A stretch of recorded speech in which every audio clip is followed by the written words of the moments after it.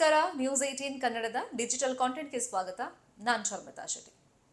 ಸರ್ಕಾರ ಜನರಿಗೆ ಉಪಯೋಗ ಆಗುವಂತ ನಿಟ್ಟಿನಲ್ಲಿ ಸಾಕಷ್ಟು ಸೌಲಭ್ಯಗಳನ್ನು ಕೊಡಬೇಕು ಅಂತ ಹೇಳಿ ಒಂದಿಷ್ಟು ಯೋಜನೆಗಳನ್ನ ಪರಿಚಯ ಮಾಡ್ತಲೇ ಇರುತ್ತೆ. ಈ ಹಿಂದಿನ ಯೋಜನೆಗಳನ್ನ ಕಂಟಿನ್ಯೂ ಕೂಡ ಮಾಡ್ಕೊಂಡು ಹೋಗ್ತಾ ಇರುತ್ತೆ. ಅದರಲ್ಲೂ ಮೂಲಭೂತ ಸೌಲಭ್ಯಗಳು, ಅದರಲ್ಲಿ ನೀರು ಕೂಡ ಸೇರೋದ್ರಿಂದ ಪ್ರತಿ ಮನೆಗೂ ಕುಡಿಯೋ ನೀರಿನ ಸೌಲಭ್ಯ ಸಿಗಬೇಕು ಅಂತ ಹೇಳಿ ಸರ್ಕಾರ ಯೋಜನೆಗಳನ್ನ ಜಾರಿಗೆ ತಂದಿದೆ. ಕೆಲವೊಂದು ಕಡೆಗಳಲ್ಲಿ ನೀರಿನ ಟ್ಯಾಂಕ್ಗಳ ನಿರ್ಮಾಣ ಮಾಡಲಾಗಿದೆ. ಇದರಿಂದ ಜನರಿಗೆ ಕುಡಿಯೋ ನೀರಿನ ಸೌಲಭ್ಯ ಸಿಗಲಿ ಅಂತ ಹೇಳಿ.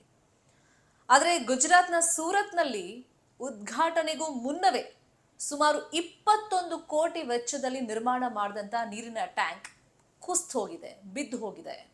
ಅಂದ್ರೆ ಎಷ್ಟು ಕಳಪೆ ಮಟ್ಟದಲ್ಲಿ ಈ ನೀರಿನ ಟ್ಯಾಂಕ್ ನಿರ್ಮಾಣ ಮಾಡಿದ್ರು ಅಂತ ಅಂದಾಜು ಮಾಡ್ಕೊಳ್ಳಿ. ಸಹಜ ಒಂದು ನೀರಿನ ಟ್ಯಾಂಕ್ ನಮ್ಮೂರಲ್ಲಿ ನಿರ್ಮಾಣ ಆಗ್ತಾ ಇದೆ. ಇದೊಂದು 33 ಹಳ್ಳಿಗಳಿಗೆ, ಗ್ರಾಮಗಳಿಗೆ ಕುಡಿಯೋ ನೀರಿನ ಸೌಲಭ್ಯ ಕೊಡುತ್ತೆ. ಇದರಿಂದ ನಮ್ಮ ಕಷ್ಟ ದೂರ ಆಯಿತು. ಇನ್ನು ಕುಡಿಯೋ ನೀರಿನ ಒಂದು ತೊಂದರೆ ನಿವಾರಣೆ ಆಗ್ಬಿಡುತ್ತೆ. ಈ ಸಮಸ್ಯೆ ಇನ್ನು ಮುಂದೆ ನಮಗೆ ಬರಲ್ಲ. ಈ ನೀರಿನ ಟ್ಯಾಂಕ್ ಇದಕ್ಕೆ ಉತ್ತರವಾಗಿ ನಮಗೆ ಸಿಕ್ಬಿಡ್ತು, ಸಮಸ್ಯೆ ನಿವಾರಣೆ ಆಯಿತು ಅಂತ ಅಂದ್ಕೊಂಡಿದ್ರು ಜನ. ಆದರೆ ಪ್ರಾಯೋಗಿಕ ಪರೀಕ್ಷೆ ಅಂತ ಮಾಡಿದಾಗ ಆ ಹಂತದಲ್ಲೇ ನೀರಿನ ಟ್ಯಾಂಕ್ ಕುಸಿದು ಬಿದ್ದಿರೋದ್ರಿಂದ ಒಂದ್ ಕಡೆ ಗುಣಮಟ್ಟದ ಬಗ್ಗೆ ಪ್ರಶ್ನೆ ಎದ್ದಿದೆ, ಇನ್ನೊಂದು ಕಡೆ ದೊಡ್ಡ ಮಟ್ಟದಲ್ಲಿ ಅನಾಹುತ ಸಂಭವಿಸಬೇಕಾಗಿತ್ತು. ಆದರೆ ಸ್ವಲ್ಪದ್ರಲ್ಲಿ ಮಿಸ್ ಆಗಿದೆ. ಈ ನೀರಿನ ಟ್ಯಾಂಕ್ ಕುಸಿದು ಬಿದ್ದಿರೋದ್ರಿಂದ ಒಬ್ಬ ಮಹಿಳೆ ಸೇರಿದಂತೆ 3 ಜನ ಕಾರ್ಮಿಕರಿಗೆ ಗಾಯ ಆಗಿದೆ. ಬಹುಶಃ ಉದ್ಘಾಟನೆ ಆದ್ಮೇಲೆ ಏನಾದ್ರೂ ಈ ಅನಾಹುತ ಆಗಿದ್ದಿದ್ರೆ ಇನ್ನೂ ದೊಡ್ಡ ಮಟ್ಟದಲ್ಲಿ ದುರಂತ ಸಂಭವಿಸ್ತಿತ್ತು ಅಂತ ಕಾಣಿಸುತ್ತೆ. ಹಾಗಾದ್ರೆ ಏನಾಯ್ತು ಘಟನೆ ಇದು? 21 ಕೋಟಿ ವೆಚ್ಚದಲ್ಲಿ ಗುಜರಾತ್ನ ಸೂರತ್ನ ಮಾಂಡವಿಯ ತಡಕೇಶ್ವರ್ ಗ್ರಾಮದಲ್ಲಿ ನೀರಿನ ಟ್ಯಾಂಕ್ ಅನ್ನ ನಿರ್ಮಾಣ ಮಾಡಿದ್ರು. ಪ್ರಾಯೋಗಿಕವಾಗಿ ಅಂದ್ರೆ ಒಂದು ಪರೀಕ್ಷೆಯನ್ನ ಮಾಡಿದ್ರು. ಜನವರಿ 19ನೇ ತಾರೀಕು ಪ್ರಾಯೋಗಿಕವಾಗಿ ಒಂದು ಪರೀಕ್ಷೆ ಮಾಡಿದ್ರು. ಇದು ಸುಮಾರು 11 ಲಕ್ಷ ಲೀಟರ್ ಸಾಮರ್ಥ್ಯದ 15 ಮೀಟರ್ ಎತ್ತರದ ಒಂದು ನೀರಿನ ಟ್ಯಾಂಕ್ ಆಗಿತ್ತು.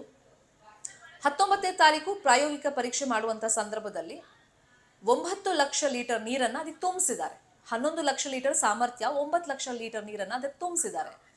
ಮಧ್ಯಾಹ್ನದ ನಂತರ ಏಕಾಏಕಿಯಾಗಿ ಆ ವಾಟರ್ ಟ್ಯಾಂಕ್ ಕುಸಿದು ಬಿದ್ದಿದೆ. ಕುಸಿದು ಬಿದ್ದಂತ ಸಂದರ್ಭದಲ್ಲಿ ಓರ್ವ ಮಹಿಳೆ ಸೇರಿದಂತೆ 3 ಜನ ಕಾರ್ಮಿಕರಿಗೆ ಗಾಯ ಆಗಿದೆ. ಮತ್ತೆ ಆ ಸಿಮೆಂಟ್ ಸಿಪ್ಪೆ ಏನಿದೆ ಅದು ಈಸಿಯಾಗಿ ಕಿತ್ಕೊಂಡು ಬರ್ತಾ ಇದೆ. ಅಲ್ಲಿಗೆ ಗ್ರಾಮಸ್ಥರು ಹೇಳ್ತಿರೋದು, ಇದರ ಗುಣಮಟ್ಟ ಎಷ್ಟು ಮಟ್ಟಿಗಿದೆ. 21 ಕೋಟಿ ವೆಚ್ಚದಲ್ಲಿ ನೀರಿನ ಟ್ಯಾಂಕ್ ನಿರ್ಮಾಣ ಮಾಡಿದ್ದಾರೆ. ಆದ್ರೆ ಇದರಲ್ಲಿ ಎಷ್ಟು ಹಣವನ್ನ ಯಾರ್ಯಾರು ಜೇಬಿಗೆ ತುಂಬಿಸ್ಕೊಂಡಿದ್ದಾರೆ, ಕ್ವಾಲಿಟಿನೇ ಇಲ್ಲ ಈ ವರ್ಕಲ್ಲಿ ಅಂತ ಆರೋಪ ಮಾಡ್ತಾ ಈಗ ಇದಕ್ಕೆ ಪ್ರಾಪರ್ ಆಗಿ ತನಿಖೆ ಆಗಬೇಕು ಅಂತಾನು ಆಗ್ರಹ ಮಾಡಿದ್ದಾರೆ. ಹಾಗಾಗಿ ಅಲ್ಲಿ 3 ವಿಶೇಷ ತಂಡವನ್ನ ಇದಕ್ಕೋಸ್ಕರ ರಚನೆ ಮಾಡಿದ್ದಾರೆ. ಬಟ್ 3 ವರ್ಷದಿಂದ ನಮಗೆ ಕುಡಿಯೋ ನೀರು ಸಿಗುತ್ತೆ ಅಂತ ಹೇಳಿ ಒಂದು ಆಸೆಯಲ್ಲಿದ್ದಂತ, ನಿರೀಕ್ಷೆಯಲ್ಲಿದ್ದ ಜನರಿಗೆ ನಿಜಕ್ಕೂ ನಿರಾಸೆಯಾಗಿದೆ. ಮತ್ತೆ ಸರ್ಕಾರದ ದುಡ್ಡು ಯಾವ ತರ ಪೋಲಾಗಿ ಹೋಗ್ತಾ ಇದೆ, ಜನರಿಗೆ ಒಂದ್ ಕಡೆ ಸೌಲಭ್ಯಗಳು ಸಿಗ್ತಾ ಇಲ್ಲ, ಯಾರ ಜೇಬನ್ನ ಇದು ತುಂಬಿಸ್ತಾ ಇದೆ ಅನ್ನೋದು ಕೂಡ ಇಲ್ಲಿ ಪ್ರಶ್ನೆ ಆಗುತ್ತೆ. ನೋಡೋಣ, 3 ಟೀಮನ್ನ ರಚನೆ ಮಾಡಿದ್ದಾರೆ.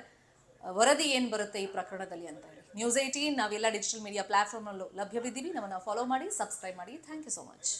ನಿರ್ಭೀತ, ನಿಷ್ಪಕ್ಷಪಾತ, ವಿಶ್ವಾಸಾರ್ಹ ಸುದ್ದಿಗಳಿಗೆ ಮತ್ತೊಂದು ಹೆಸರಾಗಿರುವಂತ ನ್ಯೂಸ್ 18 ಕನ್ನಡ ಈಗ ಆಪ್ನಲ್ಲೂ ಲಭ್ಯವಿದೆ. ದಯವಿಟ್ಟು ಇಲ್ಲಿರುವಂತ QR ಕೋಡ್ ಸ್ಕ್ಯಾನ್ ಮಾಡಿಕೊಂಡು ಆಪ್ ಡೌನ್ಲೋಡ್ ಮಾಡೋದಕ್ಕೆ ಮರಿಬೇಡಿ. ನಿಮ್ಮ ಬೆಂಬಲ ಹೀಗೆ ಸದಾ ನಮ್ಮೊಂದಿಗಿರಲಿ. ಧನ್ಯವಾದ.